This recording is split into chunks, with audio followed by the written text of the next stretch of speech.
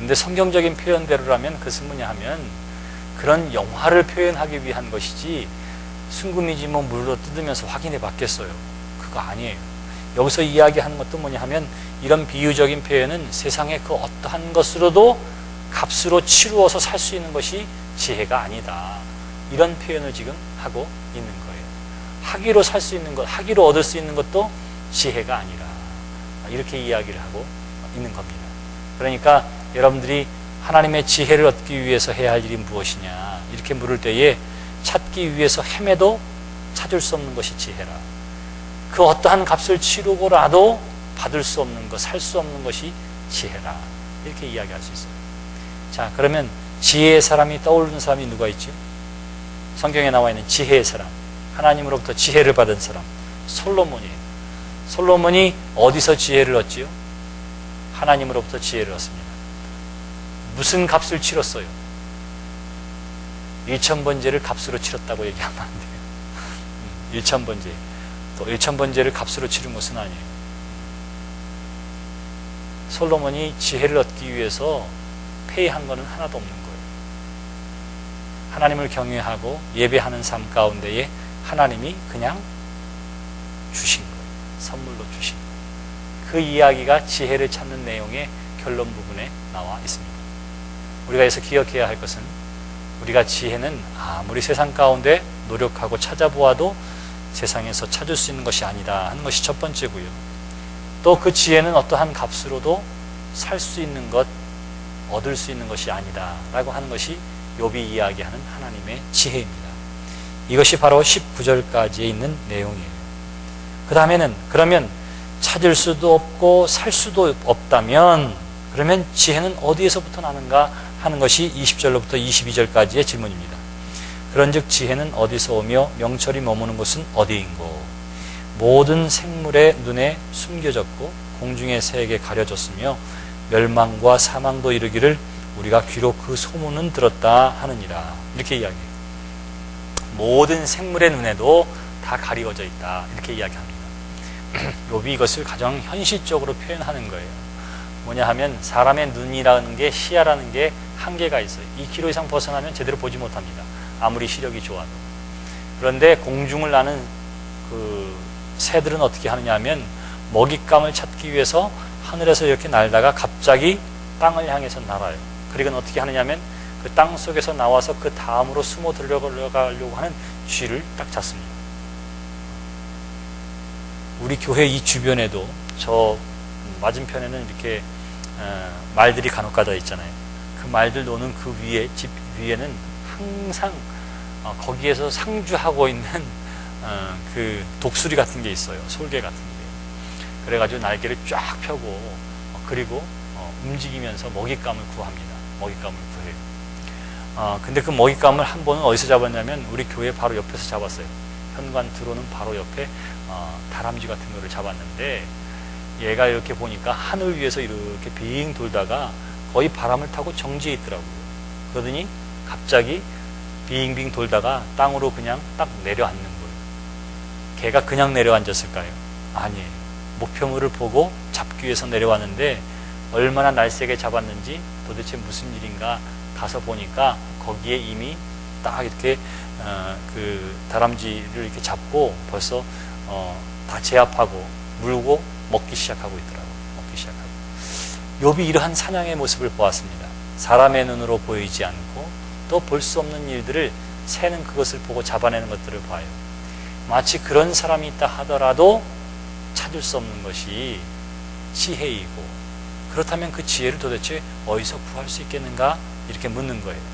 여기서 욥이 대화하는 방법이 중요합니다. 사람들이 은, 금 구하기 위해서 애쓰고 수고하는 것을 우리가 압니다. 이렇게 이야기해요. 근데 우리가 그렇게 애쓰고 수고하지만 그래서 귀한 보석을 얻을 수는 있지만 하나님의 지혜는 우리가 어디서 얻을 수 있겠습니까? 하나님의 지혜라고 하는 것은 금광에서 금을 캐듯이 그렇게 얻을 수 있는 것이 아닙니다.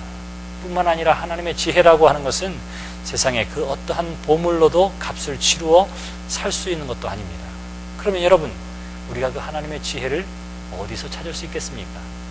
이렇게 이야기하는 거예요. 그러니까 지금 욥이 하나님의 이름을 찬양하며 친구들과 이야기할 때에 그 수사학적으로는 너무너무 논리적이고 설득력 있게 사람들의 관심을 끌면서 이야기를 하고 있는 것입니다. 그래서 22절까지 보시면 멸망과 사망도 이르기를 우리가 귀로 그 소문은 들었다 하느니라 그래요. 멸망과 사망이라고 하는 것은 뭐냐면 사람의 능력 밖에 있는 것을 이야기해요. 인간의 능력 밖에 있는 것을 이야기합니다. 근데 그 인간의 능력 밖에 있는 것들도 뭐라고 얘기하느냐 하면 우리가 소문은 들었다 이야기예요. 소문은 들었다는 얘기는 뭐예요? 있기는 있다는데 나도 모른다 이런 이야기예요. 그러니까 이것이 사람의 능력 밖으로부터도 지혜를 얻을 수 있는 것이 아니라 욥이 그렇게 단정하고 있는 것입니다. 여러분 이 세상이 영적인 세상이에요. 영적인. 귀신이 있을까요? 없을까요? 있어요. 그렇기 때문에 예수님이 귀신을 내어 쫓는 거예요. 그러니까 귀신이 없는 게 아닙니다. 여러분 가운데 귀신 본 사람 있어요? 네? 본 사람이 있을 수도 있고 없을 수도 있어요. 있는 사람은 둘 중에 하나예요. 왜냐하면 능력이 있어서 그걸 보고 예수님의 이름으로 쫓아내느라 보는 사람이 있고 또 아니면 귀신에 매달려서 살다 보니까 뭐예요? 왕년에 귀신을 본 사람이 있을 수 있어요. 대부분의 경우는 내가 보기에 보지 못했을 거예요. 보지 못했을 거예요. 본 사람이나 확인 좀 하고 어디서 봤냐고 물어보진 않을게요. 혹시 대부분의 사람은 본 사람이 없을 거예요. 왜냐하면 여러분들 안에 이미 예수 그리스도를 믿으면서 성령이 그 안에 계시기 때문에 감히 어떻게 하느냐 하면 여러분들에게 나타날 수도 그리고 힘을 부릴 수도 없는 게 귀신이에요. 귀신. 교회는 질서가 거꾸로 갈 수 있지만 귀신의 세상은 질서가 거꾸로 가는 법이 없습니다. 사탄이 있으면 그 밑에는 졸개들 귀신들이 있고요. 나타나는 곳에 다 흩어지는 거예요. 하물며 성령이 함께 하시고 하나님이 함께 하시는 자리에는 함부로 여러분들을 해할 수 없어요. 여러분들의 믿음이 대단하고 능력이 있어서가 아니라 여러분과 함께하는 예수 그리스도의 능력과 성령의 돌보심 때문인 줄 믿습니다. 근데 요즘에도 퇴마사라고 왜 그 귀신들을 보고 내쫓는 사람들 있잖아요. 네? 내쫓는 사람들. 그 사람이 뭐 하는 거예요? 그 사람들은 순전히 귀신에게 의지하고 거기에서 살기 때문에 어떻게 하느냐면 그들의 눈에 보이고 그들과 더불어 함께 하는 거예요. 근데 퇴마사도 예수 믿는 사람이 가면 그 일을 잘 못해요. 그 일을.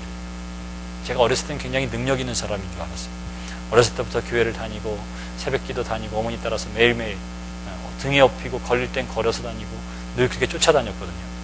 근데 저희 느티나무 동네 가운데 느티나무가 큰 게 있어요. 아주 어른 셋이서 이렇게 둘러싸야 할 큰 느티나무가 있고 그 동네는 그거를 아주 신성하게 여기기 때문에 사람이 죽잖아요. 그럼 상여가 나갈 때도 거기가 중앙이기 때문에 그걸 통과해야 되거든요. 상여는 절대로 통과를 못하는 거예요. 저 바깥으로 동네 바깥으로 돌아서 이렇게 해서 그렇게 나갈 만큼 아주 신성시 여기는 그러한 느티나무가 있었습니다. 애들이 올라가는 것도 못해요. 거기에 올라가는 것도. 근데 해마다 때가 되면 뭐 하냐면 거기서 아주 대형 굿이 열려요. 대형 굿이. 저희 그 동네에서 저희 할아버지가 이제 증조 할아버지가 제일 먼저 예수를 믿기 시작했어요. 예수를 믿기 시작하고 그 다음에 어떻게 했느냐 하면 예수를 믿기 시작하고 교회를 거기서부터 한 차로 한 20-30분 정도 거리에 그러니까 거기 떨어져 있는 교회를 다니다가 너무 머니까 가정에서 전도사님을 파송받아서 예배하고 거기에 식구들이 모여서 예배하고 동네 사람들이 모여서 예배를 시작되었어요. 그래서 교회가 세워졌습니다.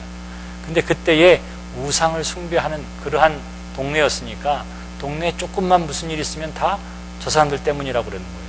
저 사람들 때문에. 근데 저희 할아버지가 싸움도 잘하고 그리고 동네에서 무시할 수 없으니까 뭐라고 막 멸시하고 천대하지는 못하지만 은근히 그런 압력이 있었어요. 예수 믿지 얼마 안 돼서 무슨 일이 있었느냐 하면 거기에 그 동네에 한 사람이 죽었습니다. 그때에 콜레라로 죽었어요. 그랬는데 이 사람을 장사 지내고 와서 저희 증조 할아버지가 그날이 생일이었기 때문에 생일잔치를 하니까 아침에 일찍이 장례를 치르고 그 다음에 그 동네에 장례가 나 있으니까 어떻게 됐느냐면 아침 식사를 같이 못했기 때문에 그냥 축하하느라 사람들이 모였는데 저녁 식사를 같이 했어요. 자, 사람이 죽었는데 이 사람을 장사 지내고 장사 지낸 사람들이 와서 생일잔치에 함께 밥을 먹었습니다. 무슨 일이 벌어졌을까요?